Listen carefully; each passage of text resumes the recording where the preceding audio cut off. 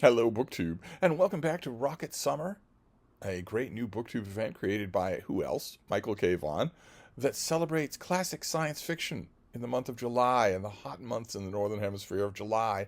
We're celebrating science fiction written from the dawn of the genre, so figures like H.G. Wells or Jules Verne, to 1970 and the doorstep of the new wave, so the doorstep of modern science fiction.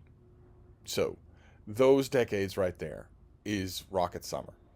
And I'm one of the co hosts, and I am all in favor of the event. I've been looking forward to it forever, and I've been looking forward to its structure as well, which is where we start off at the dawn of science fiction and we work our way forward as the month goes on. But I have not done that. My reading has not done that.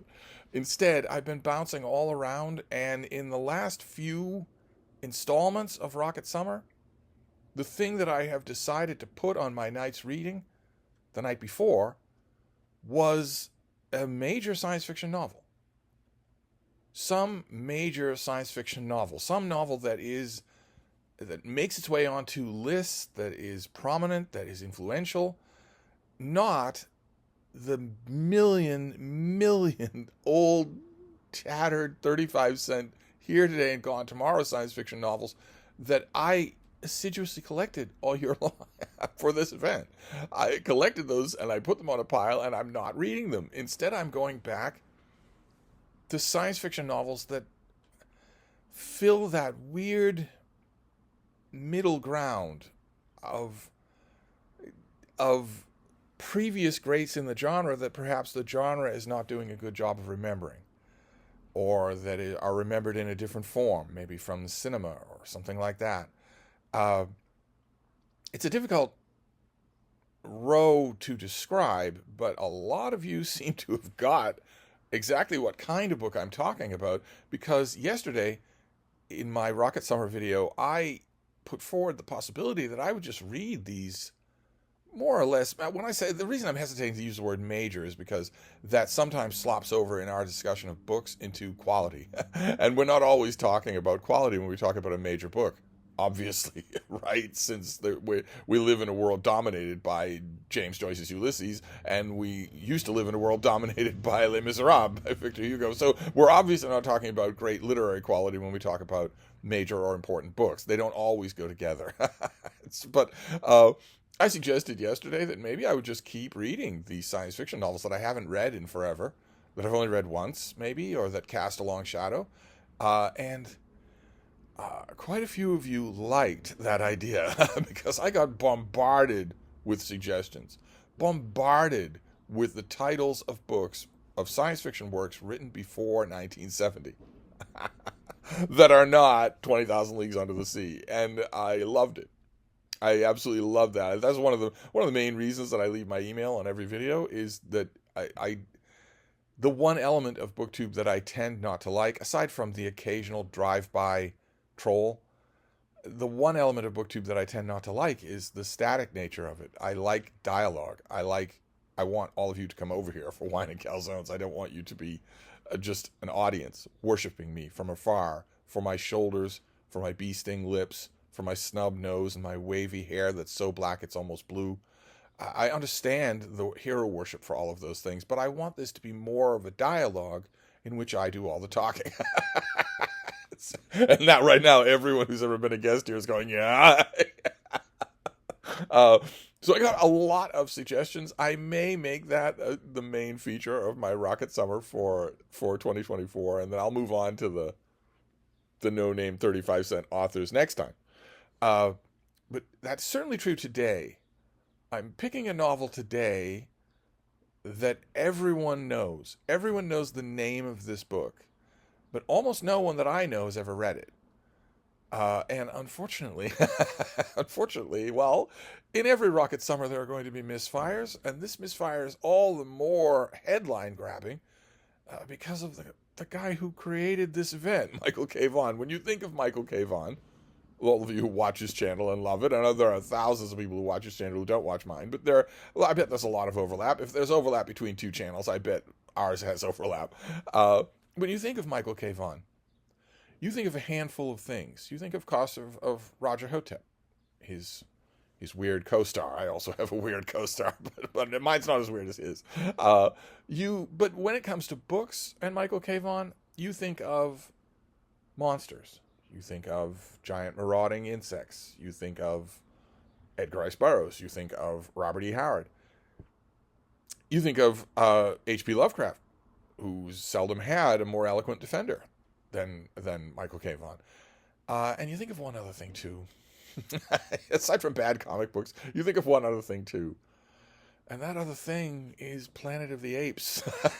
You think of Planet of the Apes. When you think of Michael K. Vaughan. And I went back and I finally found this old Signet paperback that I originally fell in love with this book in this paperback. I think this is Zan Fielding, X-A-N Fielding, which I believe is a pen name. I don't know for sure whose name's Zan, but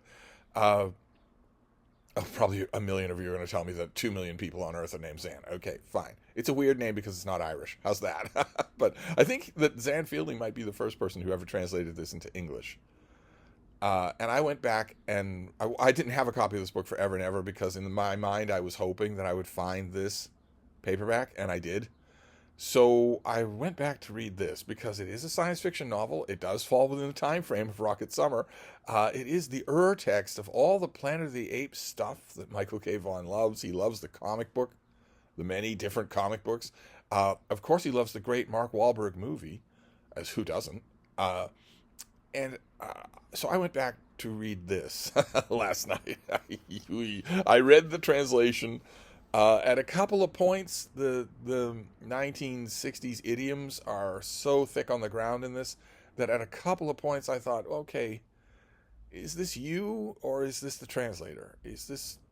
Are you doing this or is the translator doing this? But sometimes when I feel that way about a work in translation, I feel like I'm being cheated, and I feel an urge to go and find the original. I did not feel that urge here, not at all, because translation or no, this is really bad. This is a really, really bad book, which is a perfect example of how we take really bad French literature and hoist it on our shoulders and give it a homecoming parade. We make it great, even though it's not. I don't know what it is with the French. The Russians have to earn their keep, but no. But anyway, this story opens with Jin and Phyllis, a couple who are in love, and they have a super sophisticated science fiction 2-person sailing yacht for interstellar space. It has a vast and adjustable solar sail that allows them to tack between the gravitational reefs of Antares or nebula out there in the vast dark, and they love it. They have a blast doing it. They can adjust their solar sails so that they're going really fast or so that they're becalmed. And at one point, when they are relatively stationary, they encounter an object, a strange object. It is a bottle with a cork in it, and inside is a message, a manuscript. They encounter a bottle with a manuscript floating there in the depths of space. I don't know anything about this author, but I am assuming that from that little detail that when this author wrote this book, he was roughly 150 years old. What's the matter, baby? Oh, goodness gracious. Oh, there you go, baby. We don't even want to think about Planet of the Schnauzers. We don't even want to think about it. All the dogs in this neighborhood live in Planet of the Schnauzers, and they're not happy about it. There's one other Schnauzer. He's a male. He's twice Frida's size, and he's incredibly sweet and laid back. And every dog in the neighborhood says, "Well, can't we have him instead of her?" Half of the dogs in the neighborhood are old enough so that they, from a distance down the sidewalk, they can't tell them apart. So they see that shape, and they think, "Oh, it's him. Oh, we like him." And they start wagging their butts, and then they realize, "Oh, no. Oh, no, it's her, and she doesn't like it when we're happy." But anyway, if that story of Jin and Phyllis doesn't sound familiar to you, well, it's an explicitly science fiction opening, first of all. So, it definitely falls in the realm of Rocket Summer. But if that doesn't sound familiar to you, it's because this book is much, much better known from its plastic media interpretations than from its existence on the page. Much better known. There's the great Mark Wahlberg movie. I hear there were other movies, and there have been later movies than the Mark Wahlberg one, including a James Franco movie. Not to stray too far from Ground Zero. And there was also a TV show that probably impressed a lot of you when you were tiny little newts, if you're very ancient. And the TV show uh, it was notable to me because it starred Mark Leonard, who played Mr. Spock's father, Sarek, in Star Trek. But there were comic books as well. I think there was a Broadway show, and the movie franchise goes on. And all of those adaptations have one thing in common. They all take various different routes. They all have different levels of makeup and special effects. But they all take one route in common. They have one thing in common when it comes to adapting this book, which is to get rid of Jin and Phyllis. And also to get rid of everything else in the book. Because the story that Jin and Phyllis find in the manuscript is written by a guy named Ulysse Meron. And he might as well be Ulysse Moron, as we're going to see. But he joins a crew there's a wacky professor and his assistant. It's straight Jules Verne. It's just straight Jules Verne. He joins an interstellar crew to go to the star system of Betelgeuse. And they do. They get there in relatively little time, and they find an Earth-like planet named Soror. And none of this is striking a bell to you. None of this seems familiar at all. They land on Soror and realize that on Soror, this incredibly Earth-like planet, the process of Darwinian evolution has favored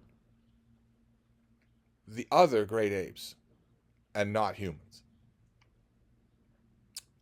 So there are three ruling classes on this world. There are conservative politicians who are orangutans. There are fascist strongmen who are gorillas. And there are the thinkers, the doers, the pathbreakers who are chimpanzees. And they view Ulysse and his crewmates as lower forms of life. Now it starts to become familiar to you. Now you start to see similarities with, for instance, the Charlton Heston movie.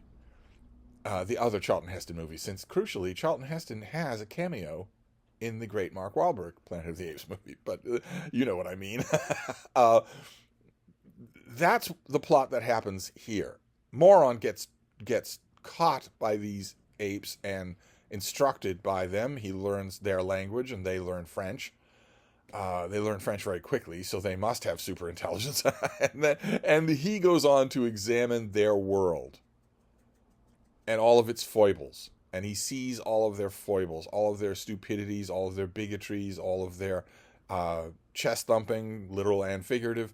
There's a really energetic scene, I'll give it that, at the end of this book where he observes their stock exchange and sees all of these apes leaping and spinning and spiraling around and screaming at the top of their lungs, and it doesn't appear to make any sense at all, and it's very trenchant. In a way, it's very trenchant because the author in that scene is describing an actual human stock exchange. He's describing exactly how humans act in a stock exchange. If you've ever seen film footage of the floor of, for instance, Wall Street, it looks like feeding time in a monkey house. It's satire just sitting there waiting to be made true. It's low-hanging satire, but it's still that scene and a couple of other scenes. There's one scene in here that deals with sexual mores. The satire in those moments lands. It could scarcely help but land. That's Howitzar satire, and this author is just about okay with that. He can't do anything more than that. And eventually, Ulysse and his friends escape from Soror and try to make their way back to Earth, and there's a huge reveal at the end, and you'll never guess what it is. except that you will guess what it is because it's so ham-handed that you can't miss it. It's not going to be anything else. And then the book concludes by returning to Jin and Phyllis, who are finishing the manuscript. Periodically throughout the book, they will comment on the manuscript as they're reading it together. And then at the end, we come back to them, and we get one more kicker of, well, I was going to say it's not very literary, but it is very pulpish. No wonder that's why Michael K. Vaughan likes this stuff, because this is a very pulp novel. It's a pulp short story, basically, pumped into a novel. And the kicker at the end is also not going to be hard for you to guess at all, not in the slightest. From this raw material, a series of Hollywood producers of one kind or another have fashioned a different story. The idea of the manuscript that Jin and Phyllis find is how weird it would be if different great apes gained dominance over a planet than humans did. How weird that would be. And it didn't take much energy for Hollywood producers to realize, well, wouldn't it be even weirder if the planet were Earth? And that is the version of this story that almost certainly you are familiar with unless you've read this book. You're not missing much if you haven't read this book. It has enormous flaws, just enormous flaws. First of all, as is true in almost all of the movies, the chimpanzees are the only ones who have personalities. The humans don't. The humans don't at all. Moron has no personality whatsoever. Neither does the wacky professor or the absolutely beautiful and conveniently mindless woman that Moron falls in love with. There's nothing here in the way of personalities. There's nothing here in the way of understanding, scientific understanding. And since we're dealing with space travel, the author gets to stretch his wings and misunderstand multiple branches of science. He doesn't understand physics at all, interplanetary physics at all. But crucially, for Planet of the Apes and for every movie and every TV show, he also doesn't understand evolution. And there's a bright white light here. I don't know anything about this author, but I don't think he crosses that line in this book. I was watching for it, and I did not see it. And I have very seldom seen any Hollywood producer or anybody else treating this material cross that bright white line.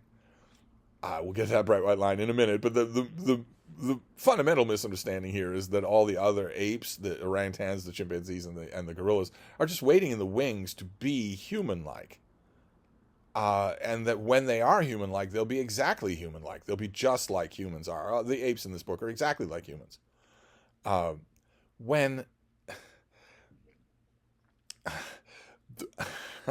reason why humans dominate this planet is language. I know that's a predictable thing for a book critic to say, but nevertheless, the reason humans dominate this planet is language. Language, and also our ability to operate at peak efficiency in the broiling midday. We can operate at peak efficiency when most other animals simply cannot, or can't for 15 minutes at a time, much less 2 or 3 hours at a time. A human being in good shape can run, even if it's just a trot, for 2 or 3 hours in the middle of the day in the African savannah. Now, that human being doesn't have anything in the way of a hide. They get bitten by an animal, it's gonna go straight to their bloodstream. They don't have anything in the way of muscles. They don't have anything in the way of teeth. They have no natural defenses of any kind. They don't spit venom, except on Twitter. They're helpless. They're babies. But they're not going to keel over if they do that. That's important. But more important is language. Not just, hey, you over there, I'm over here, but complicated plans that project into the future. Because if you get good at language, you're going to get good at projecting into the future. That is the reason why humans dominate the planet of the humans. And it's not that gorillas and orangutans and chimpanzees are waiting in the wings to develop their own language and do that themselves. They don't have the physiological abilities, the vocal cords, the mouth arrangement. They could adapt, but it wouldn't look anything like humans if it did. If they did adapt, it wouldn't be that they would suddenly have just their own language and they would take an hour to learn French. French will be beyond them, as it is beyond most sentient beings. But in addition to the science here, there's also that bright white line. I don't believe this author crosses that bright white line in his imagination.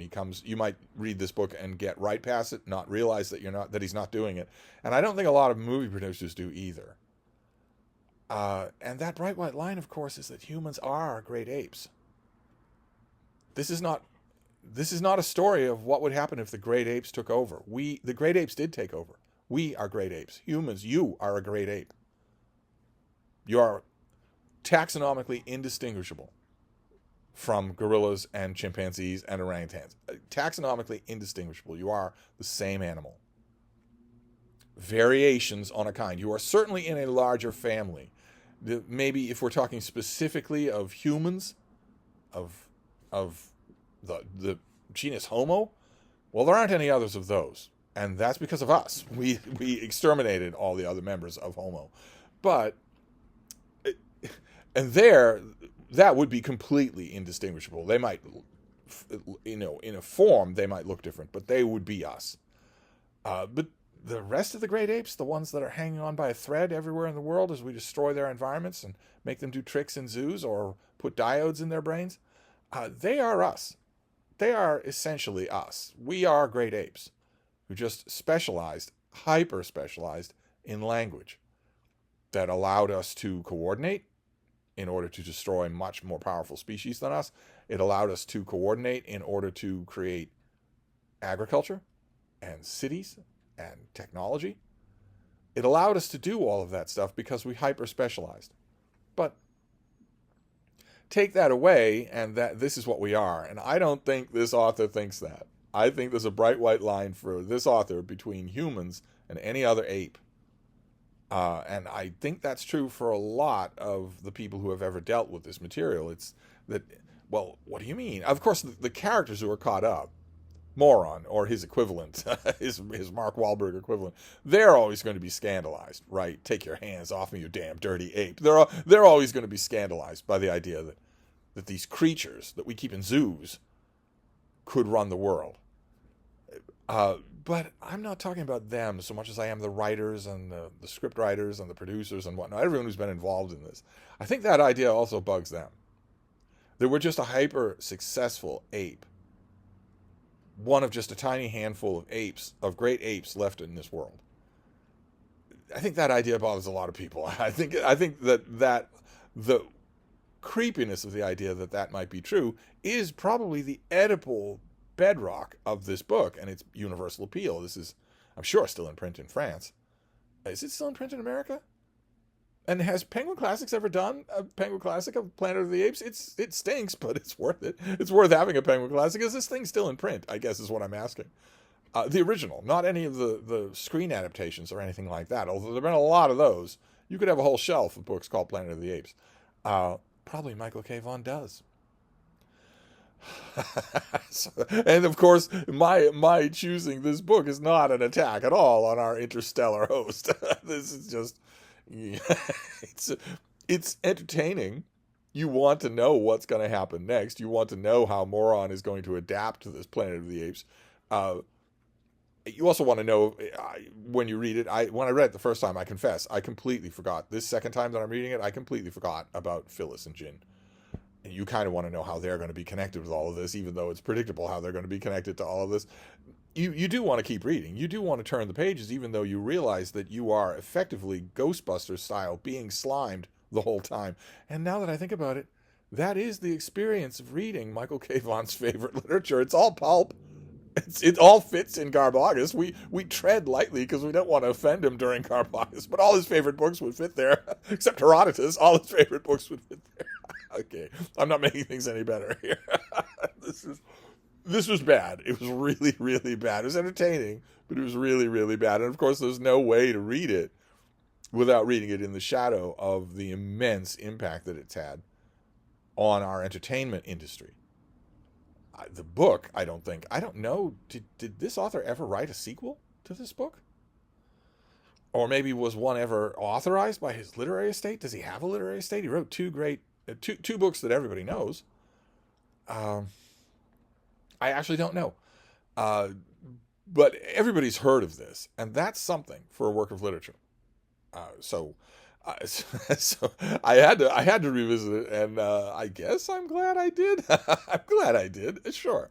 But I've got now a long list of other possibilities for a rocket summer. I had a couple in mind, but I didn't know how many fit within the time frame. And also, I am just I'm just enough of an old style hack to be susceptible to suggestions. So I've got a lot of other candidates here, but I thought we would deal with the 800-pound gorilla in the room by dealing with Planet of the Apes for Rocket Summer. What greater convergence could there be?